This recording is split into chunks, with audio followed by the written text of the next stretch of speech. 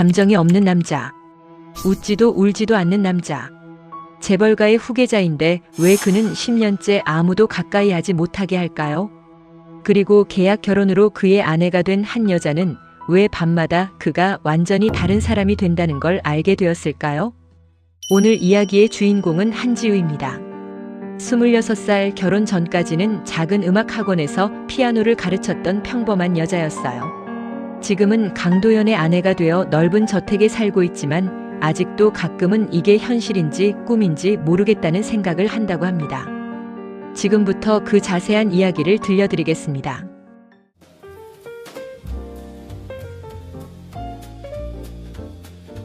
지우의 아버지는 평생 작곡가를 꿈꾸셨던 분이에요. 젊어서 뜻을 이루지 못하시고 대신 작은 음반 유통회사를 차리셨습니다. 어머니가 일찍 돌아가신 뒤로 아버지와 지우는 둘이서 오붓하게 살았어요. 가진 건 많지 않았지만 행복했습니다. 아버지가 밤마다 낡은 피아노 앞에 앉아 멜로디를 흥얼거리시는 소리를 들으며 잠드는 게 지우의 일상이었거든요. 그런데 지우가 25이 되던 해봄 모든 것이 무너졌습니다.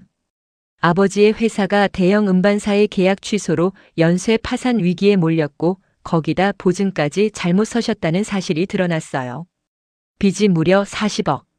아버지는 그 사실을 지우에게 털어놓으시며 손을 떨고 계셨습니다.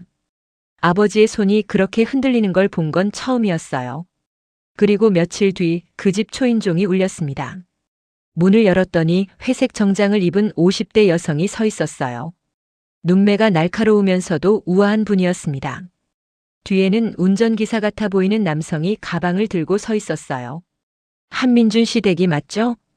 그분이 바로 강 회장님이셨습니다. 강도현의 어머니요. 직접 찾아오신 거였어요. 거실에서 마주 앉아 차를 들이자 강 회장님은 단도직입적으로 말씀하셨습니다. 따님이 우리 아들과 결혼해 주신다면 빚을 정리해 드리겠습니다.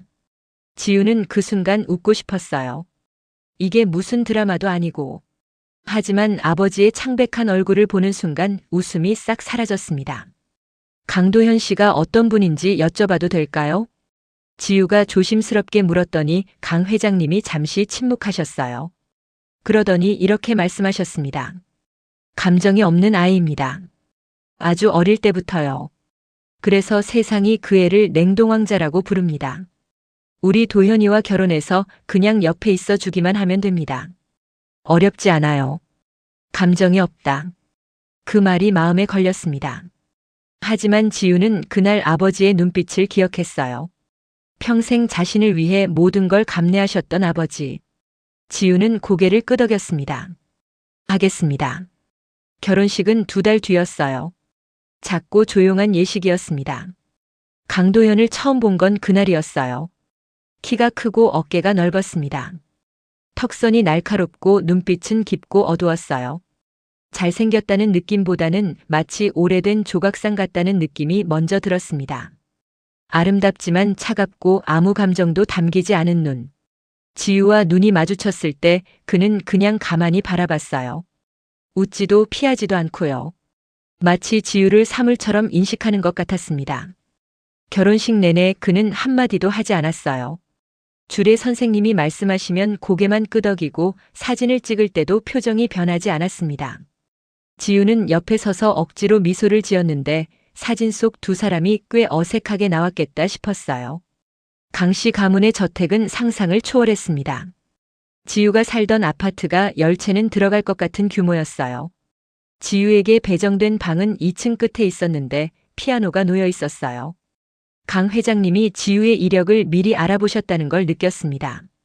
그날 밤 지우는 강도현과 처음으로 단둘이 마주했습니다.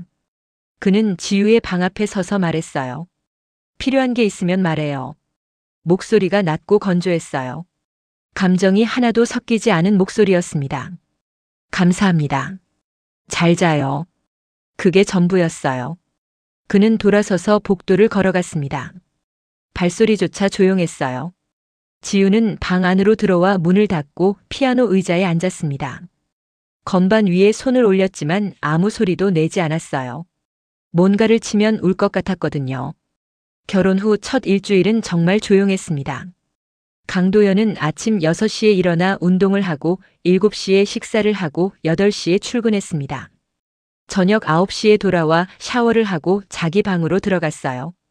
지우와 나누는 말은 하루에 10마디가 안 됐습니다. 식사는 했어요? 오늘 어디 가지 않았어요? 피곤하면 쉬어요. 전부 배려처럼 들리는 말이지만 어떤 따뜻함도 없었어요. 마치 집안의 체크리스트를 확인하는 것 같았습니다.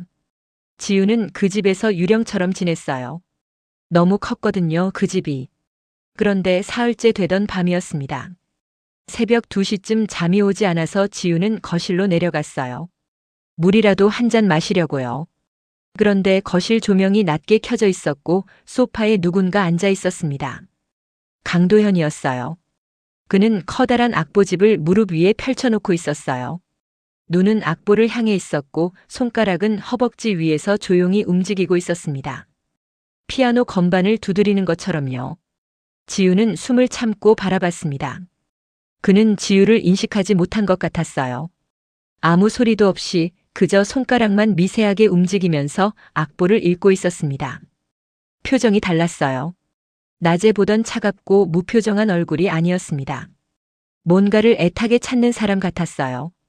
눈썹이 미세하게 모여 있었고 입술이 아주 살짝 움직이고 있었습니다. 지우도 모르게 한 걸음 다가갔습니다. 그 순간 강도연이 고개를 들었어요. 두 사람의 눈이 마주쳤습니다. 그는 1초쯤 지우를 바라봤어요. 그러더니 악보집을 덮었습니다. 표정이 다시 원래대로 돌아왔어요. 차갑고 무감한 얼굴로요. 잠이 안 와요? 네. 물 마시러요. 그래요. 그뿐이었습니다. 그는 악보집을 옆에 두고 그냥 소파에 앉아 있었어요. 지우는 물을 따라 들고 방으로 돌아왔습니다. 그런데 방에 들어와서도 한참을 잠들지 못했어요. 그 눈빛이 자꾸 떠올랐거든요. 악보를 보면서 손가락을 움직이던 그 표정. 낮에 그 조각상 같은 사람과 같은 사람이 맞나 싶을 정도였습니다. 열흘쯤 지났을 무렵이었습니다. 지우는 오후에 배정된 방에서 피아노를 치고 있었어요. 쇼팽의 녹턴이었습니다. 손이 가는 대로 치다 보니 어느새 어릴 때 아버지 앞에서 자주 쳤던 곡이 되어 있었어요. 눈물이 날 것 같았지만 참았습니다. 연주가 끝났을 때 박수 소리가 들렸어요. 깜짝 놀라서 돌아봤더니 방문 앞에 강도현이 서 있었습니다. 언제부터 와 있었는지 몰랐어요. 그는 손뼉을 치지 않았어요. 그 소리는 착각이었나 봐요. 그냥 문틀에 기대어 지우를 바라보고 있었습니다. 잘 치네요.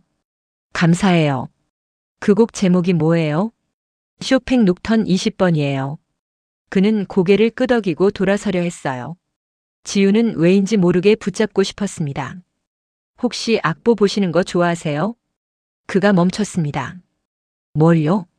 저번 밤에 거실에서 악보 보고 계셨잖아요. 짧은 침묵이 흘렀어요. 그냥 보는 거예요.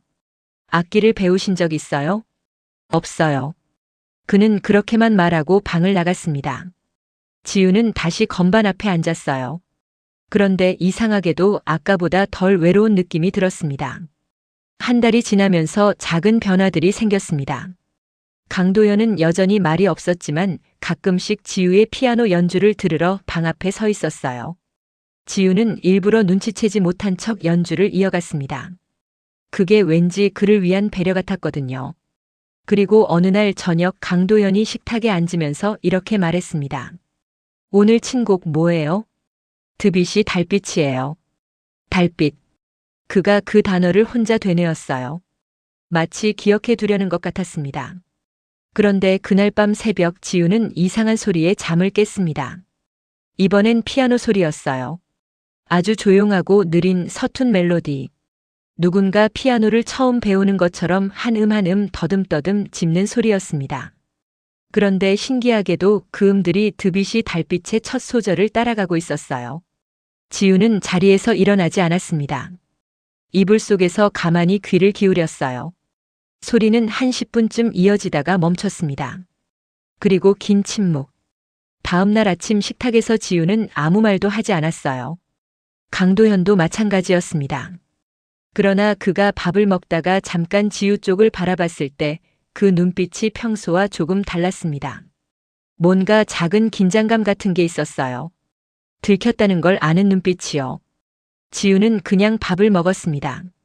2달째에 접어들던 어느 날 강도연의 여동생 강아린이 찾아왔습니다.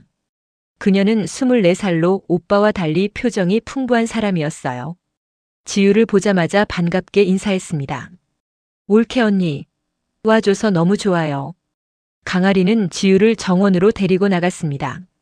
따뜻한 햇살 아래 벤치에 나란히 앉았어요. 오빠가 어때요? 아직 차가워요? 네. 조금요. 많이 힘들지 않아요? 저 오빠 때문에 괜찮은 분이 고생하실까봐 늘 걱정했어요. 지우는 뭐라 대답할지 몰라 웃기만 했습니다. 할인이 잠시 뜸을 들이다가 말했어요. 언니, 오빠가 원래는 안 그랬어요. 네? 어릴 때는 제일 웃음이 많은 사람이었어요. 저랑 같이 노래도 하고 피아노도 치고 음악을 너무 좋아했거든요. 지우는 놀랐습니다. 그 피아노 소리가 머릿속에 떠올랐어요. 그런데 오빠가 18살 때 일이 있었어요. 그 뒤로 다 닫아버렸어요. 감정도 음악도 다. 무슨 일이었어요? 할인이 입술을 지그시 물었습니다. 오빠 절친한 친구가 사고로 세상을 떠났어요. 같이 음악하던 친구였는데 오빠가 그 자리에 함께 있었거든요. 자기가 살아남았다는 게 오빠한테는 너무 큰 짐이 됐나 봐요. 그 뒤로 피아노도 안 치고 웃지도 않고. 지우는 할 말을 찾지 못했습니다. 근데 언니, 저 오빠 방 앞을 지나다가 피아노 소리 들은 것 같았어요. 새벽에. 제가 잘못 들은 걸까요? 지우는 대답하지 않았습니다. 대신 손을 꼭 쥐었어요. 그날 저녁이었습니다. 지우는 아무 말 없이 피아노 앞에 앉아서 달빛을 쳤어요. 처음부터 끝까지 천천히 가장 부드럽게. 그리고 다 치고 나서 이렇게 말했습니다. 같이 쳐볼래요? 방 안에 강도현이 있는 걸 지우는 알고 있었어요. 피아노를 치기 시작한 지 1분쯤 뒤에 방문이 조용히 열렸거든요. 침묵이 흘렀습니다. 저 피아노 못 쳐요. 괜찮아요. 못 쳐도 돼요. 또 침묵. 그러더니 발소리가 들렸습니다. 그가 지우 옆에 와서 앉았어요. 피아노 의자가 좁아서 어깨가 닿을 것 같았습니다. 지우는 그의 손을 건반 위에 올려줬어요. 왼손 도, 미, 솔. 이 세 음만 눌러봐요. 동시에 그가 손가락에 힘을 줬습니다. 낮고 조용한 화음이 울렸어요. 잘했어요. 그는 아무 말도 하지 않았습니다. 그런데 지우는 그의 손이 아주 미세하게 떨리고 있다는 걸 느꼈어요. 피아노 건반 위에 올린 그 손이요. 지우는 아무것도 모른 척 오른손으로 멜로디를 쳤습니다. 달빛의 첫 소절. 그의 왼손이 받쳐주는 화음 위에 지우의 멜로디가 얹혔어요. 어울렸습니다. 완벽하진 않았지만 어울렸어요. 연주가 끝났을 때 두 사람 다 한동안 아무 말도 하지 않았습니다. 한 번 더 할게요. 그가 먼저 말했어요. 지우는 고개를 끄덕였습니다. 그 일이 있고 나서 며칠 뒤 뜻밖의 인물이 나타났습니다. 찾아온 분은 강태호라는 남성이었어요. 30대 초반으로 세련된 외모였습니다. 그런데 강도현과 마주치자마자 분위기가 서늘해졌어요. 도현이 형, 오랜만이에요. 무슨 일이에요? 인사드리러 왔죠. 새 형수님도 계시고. 강태호는 지우에게 눈길을 줬습니다. 웃고 있었지만 그 웃음이 전혀 편하지 않았어요. 형은 여전히 차갑네. 그런데 형수님 혹시 알고 계세요? 형이 왜 이렇게 됐는지. 강도현의 눈빛이 날카로워졌습니다. 태호. 형이 말 안 하면 내가 말하죠. 형 때문에 민수가 죽었잖아요. 그 순간 강도현이 자리에서 일어났습니다. 말 한마디 없이 강태호의 멱살을 잡았어요. 테이블이 흔들렸습니다. 지우는 깜짝 놀라서 일어섰어요. 그만해요. 강도현이 멈췄습니다. 그는 강태호를 놓고 돌아서더니 거실을 나갔어요. 발소리가 빠르게 멀어졌습니다. 강태호는 옷깃을 정리하며 비틀어 웃었어요. 형수님, 강도현이랑 산다는 게 쉽지 않죠? 저 사람은 무슨 일이 있어도 절대 달라지지 않아요. 이미 오래전에 죽어버린 사람이니까. 지우는 그를 똑바로 바라봤습니다. 돌아가 주세요. 강태호가 피식 웃고는 일어섰습니다. 생각이 바뀌시면 연락 주세요. 저 이 가문에서 일하고 있거든요. 많은 걸 알고 있어요. 그는 명함을 테이블에 올려두고 나갔습니다. 지우는 명함을 집어 서랍에 넣었어요. 버리지는 않았습니다. 그날 밤 지우는 강도연을 찾아갔습니다. 그는 2층 서재에 있었어요. 불도 켜지 않고 창가에 기대어 바깥을 내다보고 있었습니다. 지우는 불을 켜지 않고 그의 곁에 섰어요. 민수 씨가 누구예요? 대답이 없었습니다. 강태호 씨가 한 말은 거짓말이죠? 아니에요. 그 한마디가 어둠 속에서 가라앉았습니다. 제 잘못이에요. 그날 제가 민수를 그 자리에 불렀거든요. 우리가 처음으로 함께 연주하기로 했던 날이었어요. 그런데 제가 늦었습니다. 제가 제 시간에 갔더라면 민수가 혼자 그 길을 건너지 않았을 거예요. 지우는 아무 말도 하지 않았습니다. 뭔가를 말하면 망가질 것 같았어요. 그 공기가. 그 뒤로 피아노를 치면 민수 생각이 났어요. 그래서 안 쳤어요. 감정이 생기면 그날이 떠올라서. 그러니까 감정을 없애는 게 나았어요. 지우는 그의 옆에 가만히 섰습니다. 미안해요. 제가 먼저 물어봐서. 아니에요. 그런데 솔직하게 말해도 될까요? 그가 지우를 봤습니다. 며칠 전에 피아노 소리 들었어요. 새벽에. 달빛이었어요. 그의 눈빛이 흔들렸습니다. 민수 씨도 그 곡 좋아했을 것 같아요. 긴 침묵이 흘렀어요. 그러더니 강도현이 한 번도 들어본 적 없는 목소리로 말했습니다. 민수가 제일 좋아한 곡이었어요. 지우는 그냥 그 자리에 있었습니다. 옆에 가만히요. 그 일이 있고 일주일이 지났습니다. 강태호가 다시 나타났어요. 이번엔 지우만 있을 때를 노린 것 같았습니다. 형수님, 사실을 알 권리가 있지 않아요? 강도현은 형수님께 자기 과거를 제대로 말하지 않았잖아요. 이미 들었어요. 강태호가 잠깐 멈췄습니다. 전부 다요? 알 필요가 있는 건 당사자한테 들어요.